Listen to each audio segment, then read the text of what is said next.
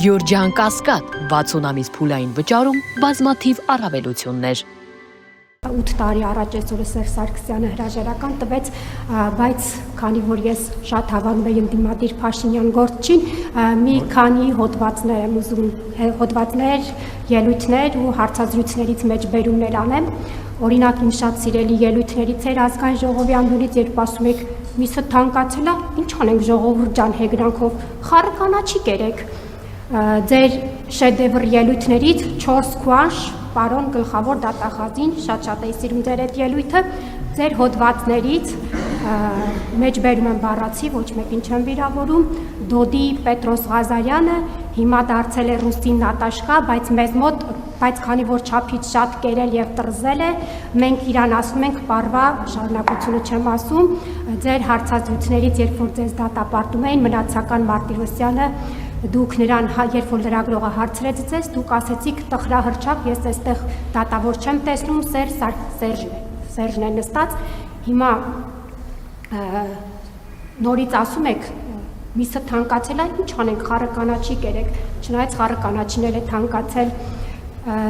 քուանշ հայտնած գլխավոր դատախազը Արթուր Դավթյանը Սերժի դատախազից դարձավ Նիկոլ Փաշինյանի դատախազը,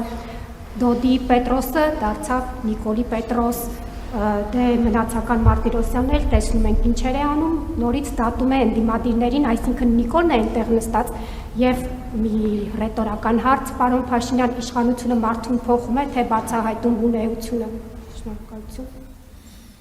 Ուրեմն միսը թանկանալու հետ կապված մենք քաղաքացիներին ասում ենք, մենք ձեր թոշակները բարձրացնում ենք։ Եվ Հայաստանի Հանրապետության պատմության մեջ առաջին անգամ Հայաստանի Հանրապետությունում միջին թոշակը ավելին է, քան նվազագույն սպառողական զամբյուղը։ Եվ ուզում եմ հիշեցնել, որ դեռևս 3 տարի առաջ Հայաստանի Հանրապետությունում նվազագույն թոշակը համապատասխանեցվել է նվազագույն սպառողական զամբյուղին։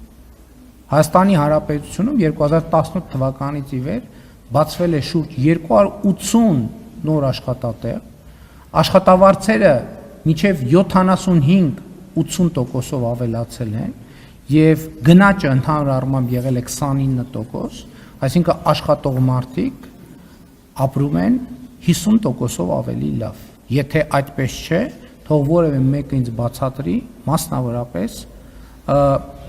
դեպի Եվրամիություն Հայաստանի Հանրապետությունից ուղևորա հոսքերի 580% աճը։ Եվ այլն, թող որևէ մեկ ինձ բացատրի, թե ինչպես է եղել, որ 2018 թվականից 54,000 շուրջ ընտանիք նոր բնակարան է ձեռք բերել։ Եվ այլն, եւ այդպես շարունակ։ Ընդհանրապես, ինչ վերաբերվում է իշխանությանը եւ ինչ վերաբերվում է ժամանակին։ Եթե մարդը ժամանակի ընթացքում չի փոխվում, նշանակում է մարդը մնացել է նույն կետի վրա։ Մարդը չի կարող միշտ լինել 4-րդ դասարանում։ Ինչ վերաբերվում է դատավորներին, դուք գիտեք, որ ես ինքս եմ դատական համակարգի հետ կապված լրջագույն խնդիրների մասին խոսում, բայց Հայաստանի Հանրապետության գործող սահմանադրությամբ դատավորները ունեն գործունեության երաշխիքներ, եւ դատավորը ցմահ պաշտոն է Հայաստանի Հանրապետությունում։ Այդ է պատճառը, որ մենք նաեւ հիմա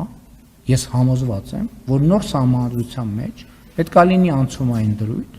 համաձայն որի Հայաստանում գործող բոլոր դատավորները պետք է ստանան դատավորի պաշտոնակատարի կարգավիճակ, շարունակեն գործել եւ վերանշանակվեն միայն բարեվարկության համապարփակ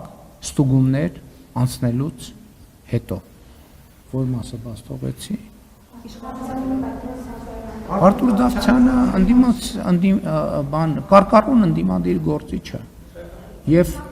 Արթուր Դավթյանը չէր, որ մասնակցում էր շարժումներին, հայտարարություններ էր անում, հիմա որ լավ մանգակ բանի ուժեղ Հայաստանի շտաբներից մեկում կգտնեք իրան։ Ուշադիր մանեք եք ուղակի։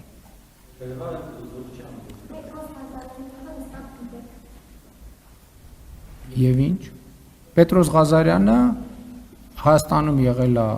եւ կա եւ ենթադրում եմ կշարունակի մնալ ակտիվ եւ հայտնի լրագրող։ Իր գիտեք ես էլ եմ ասում, ես կարող եմ մի բան ասել, մի բան չասել, կարող է ասածս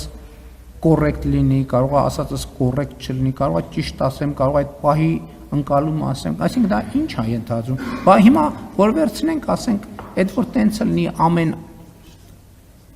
ամեն մեկը վերցնենք դուք ձեր կյանքում ինչ եք ասել, կարող է հիմա ասենք ոնց էս դուք եք, թե դուք չեք։ Մարդը պետք է փոխվի, մարդը պետք է սովորի, մարդը պետք է աճի։ Մարդը չպետք է նույն տեղում մնա, ուրիշ բան ասեմ։ Ես խորհրդանում բազմաթիվ ուրիշ բաներ եմ ասել, իմ բոլոր ասածները այսօր ուժի մեջ են, իրենց բովանդակության եւ ոչ ձևի մեջ։